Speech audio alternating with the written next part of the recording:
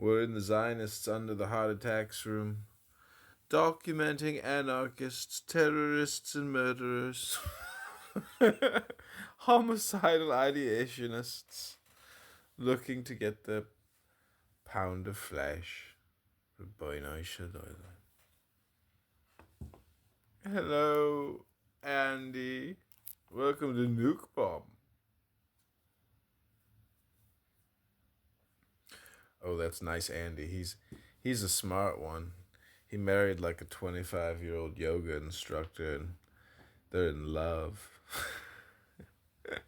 Andy, I just dumped my girlfriend last night. I couldn't take it anymore. I'd have to drive to her neighborhood, feed her, get a kiss on the cheek, and just drive home alone while she goes out with with a guy the next day. I mean, it's like, bitch. I mean, ain't gonna happen. I can't keep that up. Can't keep that energy up. I can't keep feeding you. These women, Andy, many of them are just parasites.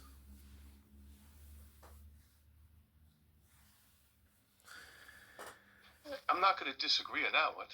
You know, you can't live with them, you can't live without them. Isn't that how it works? It's true. Yeah, I mean, Why do you think they have the expression doghouse? What, you think any relationship's perfect? Are you kidding me? It don't work that way, man. No matter who. You just got to manage it the best you can. And then when you got a kid involved, you got to even manage it even better than the best you can. oof. You got to consider that as well. And then some people don't. My brother just went through a 3.5-year divorce and actually had a trial. A trial. And they have nothing to divide up. All it was about was how much you're going to pay me for the rest of your life until you die. That's what it was about. That's what it's about. Yep, that's what it was about, man. It's bottom line, it's criminal. It's criminal. Well, that's the thing is when you get that certificate, you are signing a contract with future lawyers and judges you have yet to meet.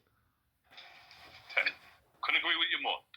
I'm a divorced man. I know how expensive it is.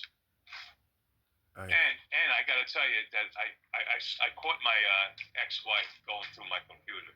And I simply said to her, if you get psycho with me, you're going to get shit. I'll fight you every tooth and nail. If you're like a normal person, you'll make up better. And then she became normal.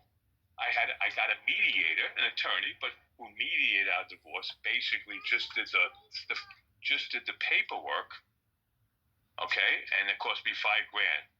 That doesn't include the $500,000 I gave her over the next 5 years. But again, do I want to spend $500,000 and my brother who don't have money spent $100,000 and counting for his lawyer, and then some. I can't remember how much he spent for her lawyer. That's the insane part of it all. Don't forget the Star That's the insane part. Well, life is identity, and if I could do it over again, I would have just gone straight to law school after undergrad. I would have done it. People were like, I knew a really rich guy who. Man, that made me laugh, man. That made me laugh out loud. I have to say, because actually, we all should become lawyers. We all need to be salespeople and lawyers. That made me laugh.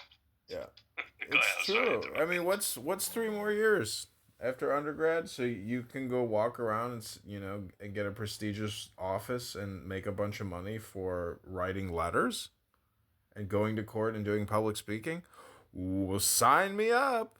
Doesn't sound that complicated to me. For Christ's sake, you don't even need to know how to spell anymore. Grammarly. Just Grammarly and ChatGPT every legal document into the future. I mean, everything is everything is IT. All these law firms are like basically IT organizations. Information technology. It's not just the fucking wires and the servers and the laptops. I mean, it's the fucking information that they have access to. That's a commodity.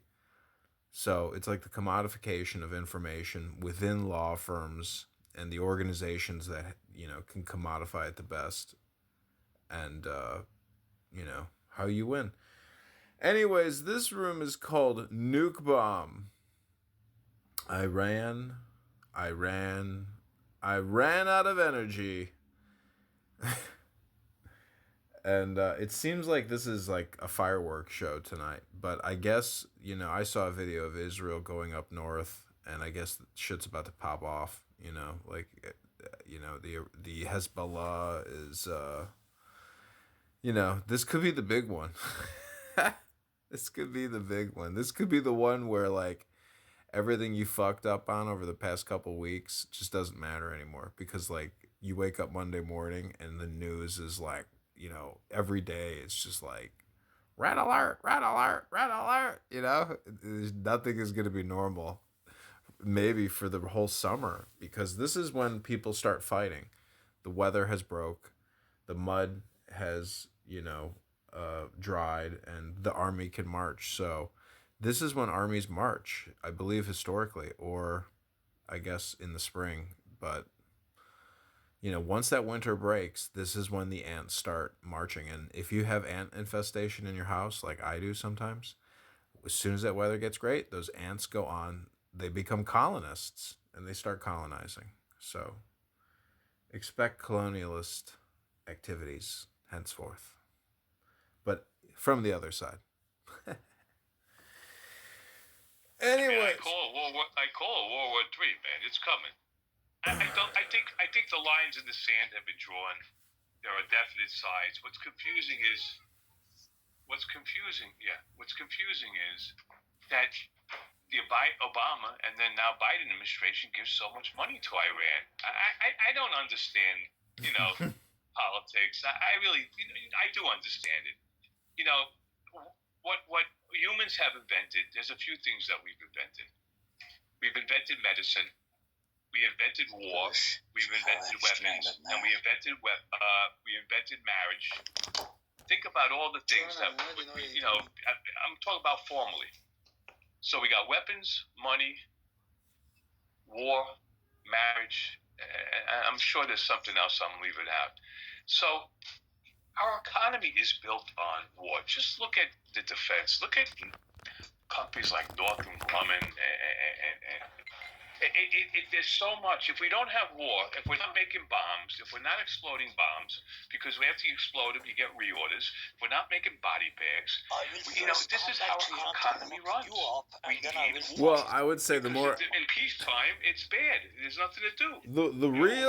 The real economy supersedes war or the military-industrial complex, which is communication and essentially propaganda, because it's not just Northrop Grumman. It's also Google. And for that matter, it's even Nike. I mean, everything is a brand image.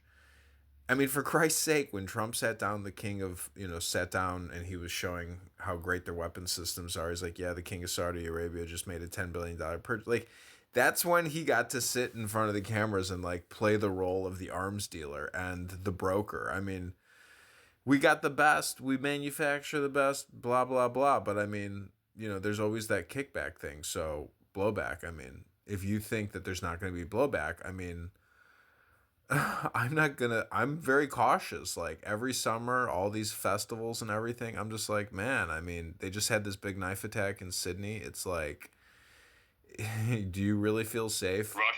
That Russia attack. I mean, I don't, if it happens overseas, it happens here. You go to a Super Bowl party, right? A Super Bowl parade, and someone. I don't think it was motivated, but except for stupidity. But are you safe?